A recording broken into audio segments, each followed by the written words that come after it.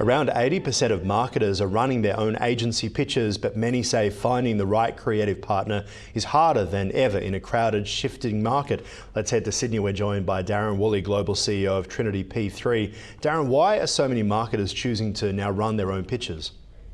I think what we're seeing here is a convergence of a number of issues. Post-COVID, we're finding marketers now are facing a market that's more diverse than ever before. There's been a rise of very small independent agencies, which makes it a lot more complicated to navigate. We're also seeing clients moving, or marketers moving away from agency of record to now appointing agencies to do projects. And I also think budget constraints are meaning that a lot of marketers are now feeling that they must do this process rather than outsourcing it to expert pitch consultants. Well, why is that? What makes it so hard for them to find the right agency? One of the big issues that we get feedback from marketers is just the sheer difficulty online of finding any real detail about agencies. Most agency websites will demonstrate the work that they do. Very few of them offer the sorts of commercial insights online because of sensitivities around it. So it means that they have to resort to either some of the directories. I've known marketers to even Google agencies in their particular market and getting a whole lot of agencies that are difficult to differentiate between. Or the most common is asking colleagues and friends which agencies do they use. And what that means is from the thousands of agencies that are available to you in any market, you end up seeing the same half dozen or maybe 20 or 30 being invited to pitch again and again and again. Yes, and then not much change happens. So how has the agency landscape changed in recent years? Well, two major factors. One is the rise of in-house agencies. We're seeing more and more marketers actually building in-house agency capabilities, which means that their use of agencies is becoming less reliant on the size of the agency. They're choosing small agencies to supplement those in-house agencies.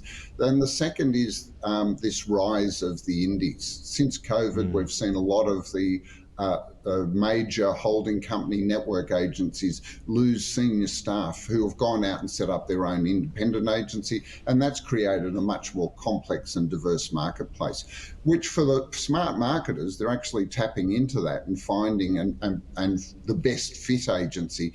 But as I said, the information on those agencies is a bit thin on the ground and makes that process incredibly difficult. How do you see technology or even AI making the process a bit more efficient?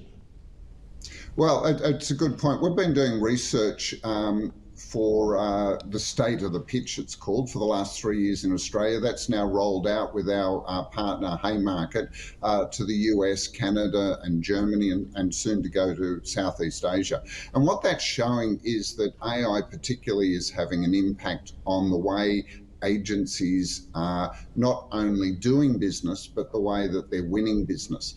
And so, one of the things that is happening is that using AI on a suitable database is then making it easier to find and match agencies, almost like using an AI to help you match your business to the agencies you need.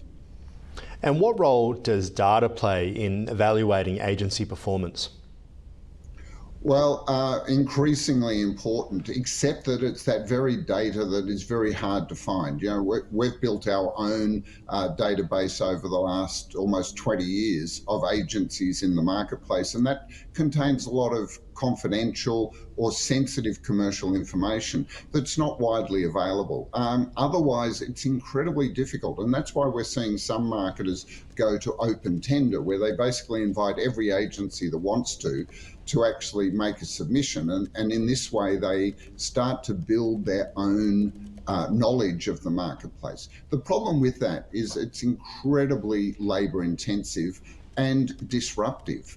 And so when clients or marketers are doing that, they'll often find that the amount of effort doesn't actually deliver the results that they were hoping for. Yeah, very much so. And also procurement teams influencing marketing decisions. What's happening there? Yeah. So look, a lot of people in agencies would tell you that procurement plays a very dominant role, but our research shows that only around 20% of pitches are led by procurement, but many more pitches actually have procurement as a component of that.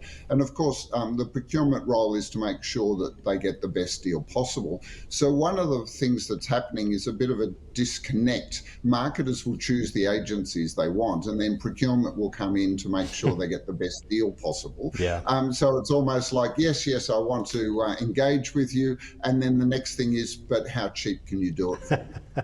Yes, I love it, but my business partner or wife doesn't. How many times have we heard that over the years? We'll talk to you again soon, Darren. Appreciate your time. Thank you.